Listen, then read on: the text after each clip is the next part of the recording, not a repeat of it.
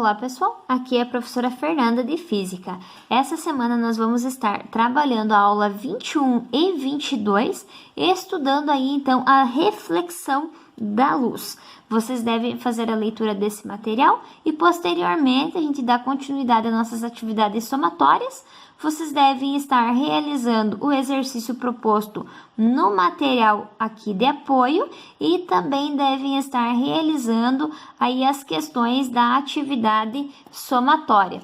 Como alguns alunos fizeram a solicitação de questões de vestibular, nas atividades somatórias vocês vão ter duas questões com peso avaliativo, valendo 1 ponto cada uma, e mais duas questões de vestibular que não serão obrigatórias serem feitas. Então, ela não estará de forma obrigatória. Então, vocês podem escolher fazer ou podem deixar em branco. Uma dica é: façam se realmente vocês entenderam. Como são questões de vestibular, as respostas estão na internet, tudo. Então, assim, gente, é para estudar para vestibular, então façam se realmente vocês entenderam. Se você não entendeu, não sabe fazer, deixa em branco. Ela não tem peso avaliativo. Então, todas as atividades somatórias desta aula em diante contarão com 4 questões. 2 questões somatórias, valendo 2 pontos, 1 ponto cada uma, né? E 2 questões de vestibular que não terão peso avaliativo, somente para fixar o conteúdo.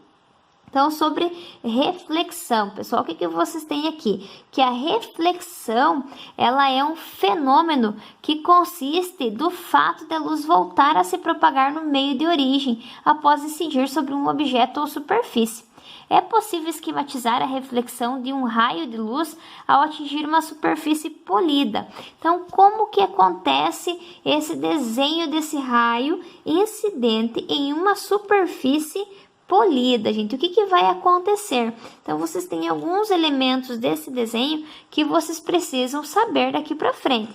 O desenho, ele traz o valor e o nome da reta AB. A reta AB é o raio incidente, pessoal. Vocês têm BC. BC é o raio refletido. A gente pode chamar apenas de raio incidente e de raio refletido, e não precisa se preocupar com quem é A, quem é B e quem é C. Vocês também têm N, gente. Esse N, ele é a reta normal. Essa reta pontilhadinha aqui, gente, o que significa a reta normal? Que ela é perpendicular, ou seja, ela forma um ângulo de 90 graus. Vocês têm também a reta T, que seria essa reta na horizontal, que nada mais, nada menos que a nossa superfície. Vocês também têm o I e o R, gente. Esse I e esse R são os ângulos de incidência em relação à reta normal e o ângulo refletido em relação também à reta normal. De acordo com esses nomes aqui, posteriormente nós vamos resolver aí alguns exercícios.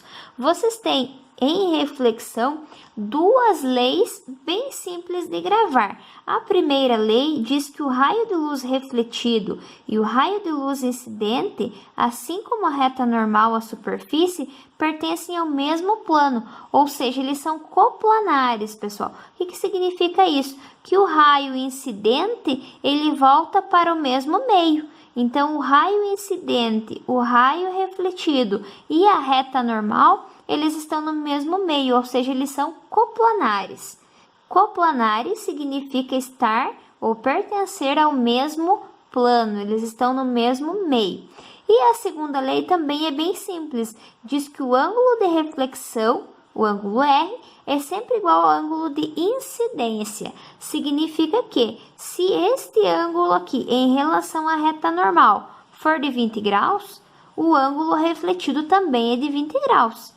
Se o ângulo incidente for de 50 graus, o ângulo refletido também vai ser de 50 graus. Então, é bem simples essas 2 leis da reflexão. E tirando as duas leis, vocês têm mais dois tipos que acontecem essas reflexões. Esse esquema que eu mostrei para vocês anteriormente aqui é a mesma coisa, gente, que este esqueminha aqui. Ele tem o nome de reflexão regular, que também é chamada de reflexão especular, devido aí à reflexão por meio dos espelhos, né? A reflexão regular ocorre quando a luz é refletida por meio de uma superfície lisa e polida. Dessa forma, o feixe de luz ele é bem definido, pessoal. Esse tipo de superfície refletora lisa possibilita que os raios incidentes saiam aqui exatamente na mesma linha paralelo. Então, se eu tenho aqui 3 raios incidentes, eu vou ter refletido 3 raios que também vão ser paralelos, gente. Paralelos é que nunca se encontram. Esse tipo de superfície refletora, ele mostra uma imagem altamente nítida, só que ela não pode ser vista de diferentes posições. É como, por exemplo, você se olhar em um espelho. Você de frente com o espelho, você consegue ver a sua imagem bem nítida. Porém, se você se afastar um pouquinho mais de lado ou sair da frente do espelho, você não consegue ver a sua imagem lá.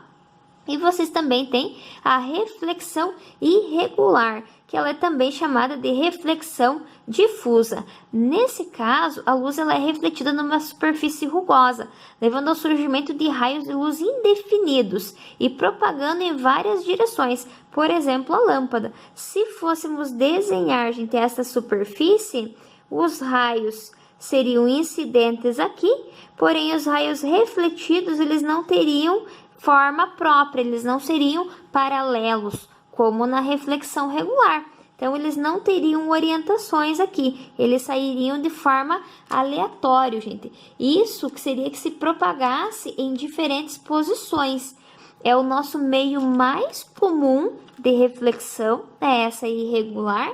Por isso, gente, por meio dessa reflexão é que a gente consegue observar diferentes objetos ao mesmo tempo. Por exemplo, eu estou gravando aula para vocês, mas eu consigo observar o meu sofá da sala, eu consigo observar o meu notebook, a minha calculadora, o meu penal, o meu estojo aqui na minha frente, a minha impressora. Então, é por meio deste tipo de reflexão que a gente consegue observar diferentes objetos ao mesmo tempo. É o mais usual, é esse tipo de reflexão, é a mais comum.